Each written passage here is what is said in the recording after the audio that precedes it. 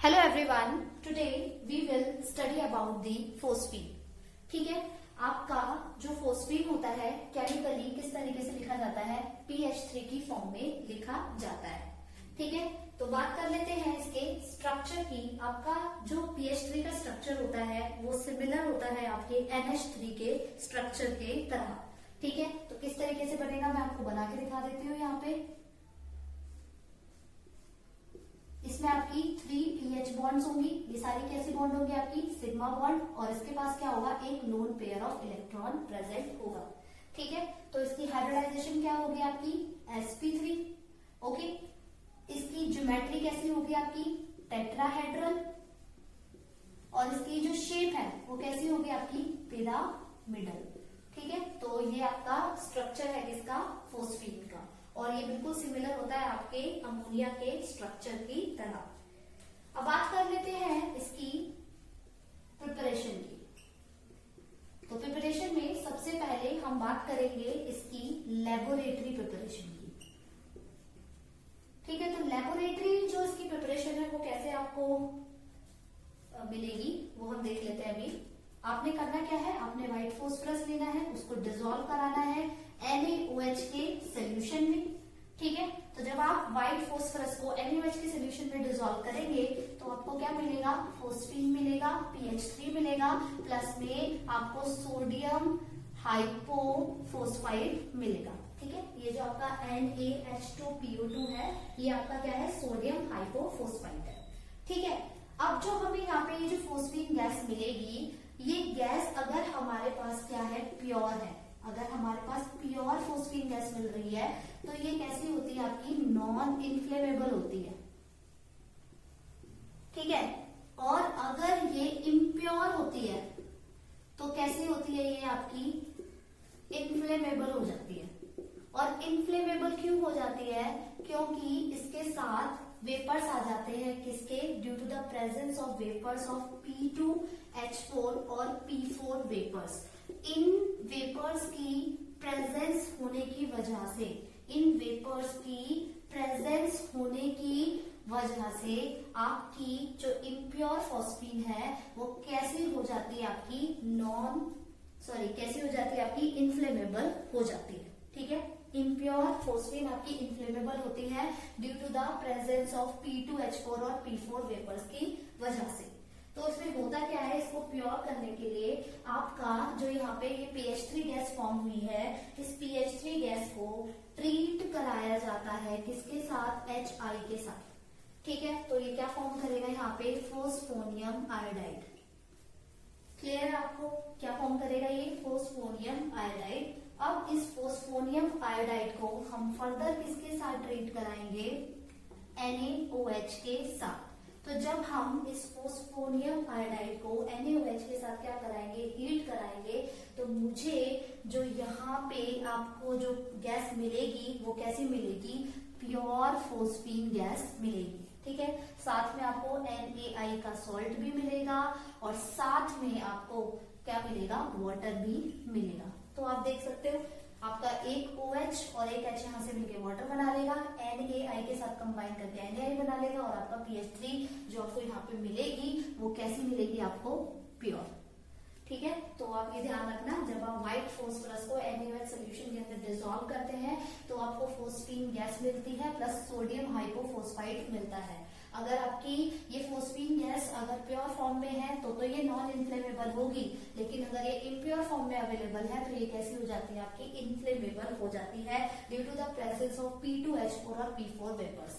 तो इसको प्यूरिफाई करने के लिए सबसे पहले क्या कराया जाता है, इसको HI के साथ ट्रीट कराया जाता है ताकि ये फोस्फोनियम आयन बनाए। फिर ये फोस्फोनियम आयोडाइड जो आपका यहाँ पे फॉर्म हुआ है इसको ट्रीट कराएंगे हम NaOH के साथ।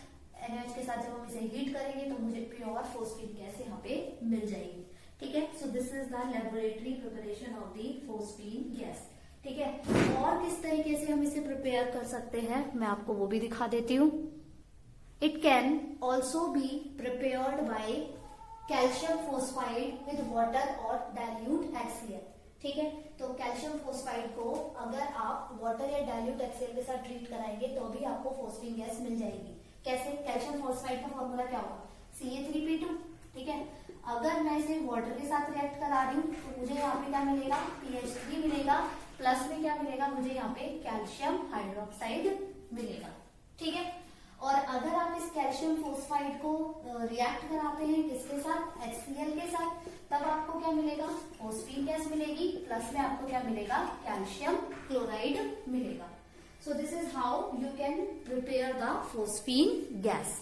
ओके, बात करें इसकी प्रॉपर्टीज की, तो आपकी जो फर्स्ट प्रॉपर्टी है फोस्फीन की वो क्या है, ये आपकी कलरलेस गैस है विद रॉटन फिश स्मेल। ठीक है, नेक्स्ट इसकी प्रॉपर्टी क्या है, ये हाईली पॉइजनस होती है, और अगर ये आपके ऑक्सीडाइजिंग एजेंट्स जैसे कि आपका HNO3, क्लोरीन या ब्रोमीन वेपर्स इनके कांटेक्ट में आती है तो ये क्या हो जाती है, आपकी एक्सप्लोड हो जाती है।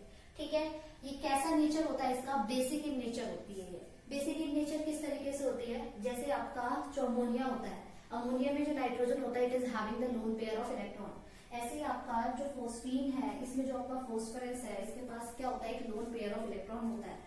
तो ये क्या करता है, ये लोन पेयर ऑफ इलेक्ट्रॉन को डोनेट कर देता है, इसी वजह से आपका जो फोस्फीन है वो एज अ बेसिक नेचर को क्या करती है, पोजेस करती है। तो अगर आपको उसको दिखाना है with the help of equation तो आप किस तरीके से दिखाओगे, आप क्या करो, इस फोस्फीन को, ठीक है, आप इस फोस्फीन को रिएक्ट करा दो विद द HX। ठीक है, जब आप फोस्फीन को HX के साथ रिएक्ट कराओगे, यहाँ पे जो आपका X है, X आप यहाँ पे क्या ले सकते हो, आप क्लोरीन ले सकते हो, आप यहाँ पे X क्या ले सकते हो, आयोडीन ले सकते हो, ब्रोमीन ले सकते हो। ठीक है, तो जो यहाँ पे आप X ले रहे हो ये आपका क्लोरीन हो सकता है, ब्रोमीन हो सकता है, आपका आयोडीन हो सकता है। तो जब आपका फोस्फीन इस HX के साथ क्या करती है, रिएक्ट करती है, तो क्या फॉर्म करती है, फोस्फोनियम आयन। तो फोस्फोनियम आयन कैसे बनेगा, PH4 और आयन। ठीक है, तो PH4 प्लस और I माइनस, इस फोस्फोनियम आयन की वजह से आपका जो फोस्फीन है यहाँ पे बेसिक नेचर को पोजेस करती है। ठीक है, तो जो लोन पेयर यहाँ पे इस फोस्फोरस के पास प्रेजेंट होगा वो इस HX को क्या होगा, दे दिया जाएगा, और ये क्या फॉर्म कर लेगा, आपका फोस्फोनियम आयन, और जिसकी वजह से ये क्या करती है, बेसिक नेचर को शो करती है। तो आपके एनसीईआरटी में भी एक क्वेश्चन पूछा हुआ है कि in what way can it be prove that PH3 is basic in nature, किस तरीके से आप ये प्रूव कर सकते हो कि PH3 आपका बेसिक इन नेचर है। तो आप क्या करो, PH3 को HX के साथ रिएक्ट करा दो, ये जो यहाँ पे फोस्फोनियम आयन फॉर्म होगा due to the donation of the lone pair of electron by this phosphorus atom to this HX, तो ये क्या नेचर शो करेगा, बेसिक नेचर को यहाँ पे क्या करेगा, शो करेगा। जब आपकी phosphine gas in water in the presence of light क्या होती है, डिकम्पोज होती है, तो ये हमें क्या देता है, ये हमें देता है red phosphorus and the hydrogen gas. ठीक है, क्या मिलेगा आपको, यहाँ पे रेड फोस्फोरस मिलेगा और आपको क्या मिलेगा, हाइड्रोजन गैस मिलेगी। तो whenever phosphine in water in the presence of light decomposes, it gives the red phosphorus and the hydrogen gas. ठीक है, अगर इसका रिएक्शन देखें मेटालिक सॉल्ट सॉल्यूशंस के साथ, जैसे कॉपर सल्फेट फोस्फीन के साथ रिएक्ट कर रहा है और HgCl2 आपका फोस्फीन के साथ रिएक्ट कर रहा है, तो ये यहाँ पे क्या फॉर्म करता है, आपका फोस्फाइड फॉर्म करता है। ठीक है, तो सॉल्ट का मेटल, मतलब जो आपका यहाँ पे मेटल है उसका ये क्या फॉर्म करेगा, फोस्फाइड फॉर्म कर देगा। तो फोस्फाइड कैसे मिलेगा, आपको मिलेगा Cu3P2, मेटल का फोस्फाइड मिल गया आपको, और प्लस में यहाँ पे सल्फेट है तो ये क्या फॉर्म करेगा, सल्फ्यूरिक एसिड H2SO4। ठीक है, सिमिलरली अगर हम देखें नेक्स्ट जो मेटल का सॉल्ट सोल्यूशन है दैट इज HgCl2, तो HgCl2 के साथ ये क्या फॉर्म करेगा, आपका फोस्फाइड फॉर्म करेगा, तो वो भी क्या होगा आपका Hg3P2, this is the phosphide formed by the mercury here. ठीक है, और प्लस में इसका जो एसिड होगा यहाँ पे क्लोरीन है, तो ये फॉर्म करेगा आपका क्या, हाइड्रोजन क्लोराइड। ठीक है, तो ये HCl को यहाँ पे क्या करेगा, फॉर्म करेगा।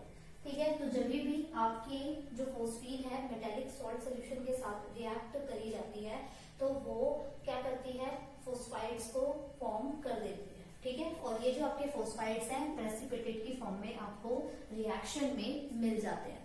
ठीक है, सो ये आपकी प्रॉपर्टीज थी किसकी, फोस्फीन की। सो अब हमारा क्वेश्चन है कि आपका जो बॉन्ड एंगल होता है PH4 प्लस के अंदर वो ग्रेटर होता है देन PH3 वाई। तो हम दोनों के स्ट्रक्चर यहाँ पे बना लेते हैं। आपका फोस्फीन का स्ट्रक्चर किस तरीके से बनेगा, इस तरीके से। ठीक है, ये क्या करेगा, आपका फोस्फीन आपके जब प्रोटॉन के साथ रिएक्ट करेगा, जब ये इस लोन पेयर ऑफ इलेक्ट्रॉन को डोनेट कर देगा इस प्रोटॉन को, तो ये क्या फॉर्म कर देगा, आपका फोस्फोनियम आयन। ठीक है, क्या फॉर्म कर लेगा ये, इस तरीके से फोस्फोनियम आयन को फॉर्म कर लेगा जब आपका ये जो फोस्फीन है अपने इस लोन पेयर को डोनेट कर देगा, किसको, इस प्रोटॉन को। तो आपका जो यहाँ पे जो बना स्ट्रक्चर इसका, वो क्या बना इसका, ये कैसा है आपका पिरामिडल, ठीक है, और ये कैसा हो गया आपका टेट्राहेड्रल। ठीक है, तो क्योंकि इसके पास क्या है, लोन पेयर ऑफ इलेक्ट्रॉन है, इसलिए ये कैसा होता है, पिरामिडल होता है, और इसके पास कोई भी loan pair of electron present नहीं है, इसलिए ये कैसा रहेगा, आपका टेट्राहेड्रल रहेगा। तो यहाँ पे क्या प्रेजेंट है, लोन पेयर प्रेजेंट है, और यहाँ पे क्या प्रेजेंट है, आपका बॉन्ड पेयर प्रेजेंट है। तो loan pair bond pair repulsion ज्यादा होने के कारण PH3 में आपकी लोन पेयर और बॉन्ड पेयर में जो रिपल्शंस हैं वो बढ़ने के कारण आपका जो एंगल होता है इस PH3 के अंदर वो 109 डिग्री 28 मिनट से रिड्यूस होके क्या बन जाता है आपका 93.6 डिग्री। ठीक है, किसकी वजह से बन जाता है आपका, due to the lone pair bond pair repulsions की वजह से। यहाँ पे आपका लोन पेयर प्रेजेंट है और ये आपका क्या है, बॉन्ड पेयर है। इस लोन पेयर बॉन्ड पेयर में रिपल्शन ज्यादा होने की वजह से आपका जो टेट्राहेड्रल का एक्चुअल में जो बॉन्ड एंगल होता है 109 डिग्री 28 मिनट्स का जो एंगल होता है वो इन रिपल्शंस के बढ़ने के कारण रिड्यूस हो जाता है 93.6 डिग्री में। वेयर एज आपका PH4+ के अंदर फोस्फोनियम आयन के केस में आप देख रहे हो यहाँ पे बिल्कुल भी लोन पेयर प्रेजेंट नहीं है, सारे के सारे क्या प्रेजेंट है, बॉन्ड पेयर प्रेजेंट है। तो due to the absence of lone pair bond pair repulsion, due to the absence of lone pair bond pair repulsion, आपका जो PH4+ जो है वो कैसी ज्योमेट्री एज्यूम कर लेता है, टेट्राहेड्रल ज्योमेट्री एज्यूम कर लेता है, और इसका जो आपका बॉन्ड एंगल होता है वो कितना रहता है आपका 109 डिग्री 28 मिनट्स का रहता है। तो आपको क्लियर हो गया कि क्यों आपका बॉन्ड एंगल PH4+ का ग्रेटर होता है देन द PH3। तो आप सिंपल सा रीजन दोगे, due to the absence of lone pair bond pair repulsion in the PH4+, आपका जो बॉन्ड एंगल होता है वो आपका ग्रेटर होता है then the PH3। Whereas PH3 में due to increase in lone pair bond pair repulsion के कारण आपका जो टेट्राहेड्रल बॉन्ड एंगल होता है जो कि 109 डिग्री 28 मिनट्स का होता है वो इन रिपल्शंस के कारण रिड्यूस हो जाता है to 93.6 degree. Okay, so this was your NCERT question and is important too, तो मैंने आपको ये भी यहाँ पे बता दिया है। Now we will see the uses of phosphine. तो हमारा जो फर्स्ट यूज है फोस्फीन का वो यूज होता है as a Holme signal in the deep seas and oceans. तो डीप सीज और ओशन में एज अ हॉल्म सिग्नल ये क्या किया जाता है, यूज किया जाता है ताकि डेंजर पॉइंट्स को सिग्नल करा जा सके स्टीमर्स को। ठीक है, तो इसमें क्या होता है, कंटेनर्स के अंदर कैल्शियम फोस्फाइड और कैल्शियम कार्बाइड, ठीक है, Ca3P2 और आपका कैल्शियम कार्बाइड CaC2, इनका क्या किया जाता है, इनका मिक्सचर कंटेनर के अंदर क्या कर दिया जाता है, फिल कर दिया जाता है। ठीक है, और इस कंटेनर के अंदर क्या कर देते हैं, एक छोटा सा होल क्रिएट कर देते हैं। होल क्रिएट करने के बाद पियर्सिंग करने के बाद ये इसको किसमें फेंक देते हैं, सी के अंदर फेंक देते हैं। तो जब इसे ये सी में फेंकते हैं तो आपका जैसे ही ये जो मिक्सचर है जैसे ही वाटर के कांटेक्ट में आएगा तो ये क्या फॉर्म करेगा, फोस्फीन गैस फॉर्म करेगा और प्लस में एसिटिलीन गैस को क्या करेगा, ये फॉर्म करेगा। ठीक है, तो आपकी फोस्फीन जो गैस होगी वो कैसी होगी, यहाँ पे इम्प्योर होगी, और क्योंकि ये फोस्फीन गैस यहाँ पे इम्प्योर है तो ये क्या करेगी, it readily catches the fire, और ये फायर जो है ये फोस्फीन गैस क्या कर देगी, रेडिली कैच कर देगी स्पॉन्टेनियसली, और ये इग्नाइट कर देगी किसको, एसिटिलीन गैस को, जिससे आपका होगा क्या, जिससे एक लुमिनस फ्लेम जो है प्रोड्यूस हो जाएगा, और किसी भी अप्रोचिंग शिप के लिए ये एज अ सिग्नल का क्या करेगा, काम करेगा। ठीक है, तो इस तरीके से क्या किया जाता है, आपका हॉलवे सिग्नल्स डीप सीज और ओशियंस में यूज किया जाता है। क्लियर हो गया? मैं एक बार और बता देती हूँ। इसमें आपने क्या करना है, कंटेनर में कैल्शियम फोस्फाइड और कैल्शियम कार्बाइड के मिक्सचर को क्या करना है, लेना है, उसमें फिर एक होल पियर्स करना है, उसके बाद उसको वाटर में डाल देना है। तो जब आप इसे वाटर में डालेंगे तो आपके पास फोस्फीन गैस मिलेगी और एसिटिलीन गैस मिलेगी। क्योंकि ये आपकी फोस्फीन गैस इम्प्योर है तो ये आपकी क्या होगी, ये it readily catches the fire, ठीक है, और ये it will ignite this acetylene gas, ठीक है, और ये एक सिग्नल की तरह काम करेगा फॉर द अप्रोचिंग शिप। तो किसी भी शिप अगर आपके पास आ रही है तो हमें पता चल जाएगा कि यहाँ पे क्या आ रही है, शिप आ रही है, अगर आप डीप सी या ओशन में प्रेजेंट है तो। नेक्स्ट जो इसका यूज है for the production of the smoke screen. Smoke screen को प्रोडक्शन के लिए हम इसे क्या करते हैं, यूज करते हैं। तो आपको पता ही है, जब भी आपका जो कैल्शियम फोस्फाइड है वाटर के साथ रिएक्ट करता है तो ये क्या फॉर्म करता है, आपके फोस्फीन गैस फॉर्म करता है। इस फोस्फीन गैस में आपके due to the presence of P4O10 vapours, ठीक है, due to the presence of P4O10 vapours, आपकी जो ये फोस्फीन गैस होती है वो क्या हो जाती है, इम्प्योर हो जाती है, और इम्प्योर होने के कारण ये कैसी होती है, आपकी इनफ्लेमेबल होती है। तो ये क्या करता है, क्लाउड में P4O10 के वेपर्स को क्या कर देता है, उसकी स्क्रीन्स बना देता है, ठीक है। तो इस तरीके से आप क्या कर सकते हो, स्मोक स्क्रीन्स को प्रोड्यूस कर सकते हो, ठीक है। तो these are exploded mainly by the warships. Warships जो होती है वो इन स्मोक स्क्रीन्स को क्या करते हैं, मेनली यूज करते हैं, ठीक है, और एज अ एक्सप्लोजन, ठीक है। तो ये P4O10 जो आपके यहाँ पे वेपर्स प्रेजेंट आपके फोस्फीन गैस में, वो आपके मेनली क्या हो जाएंगे, इस तरीके से एक्सप्लोड हो जाएंगे। ओके, सो आज हमने क्या क्या पढ़ा, आज हमने फोस्फीन की प्रिपरेशंस देखी और हमने उसकी प्रॉपर्टीज के बारे में देखा, प्लस हमने उसके यूजेस के बारे में पढ़ा। आई होप ये आपको अच्छे से क्लियर हो गया होगा। Thank you class.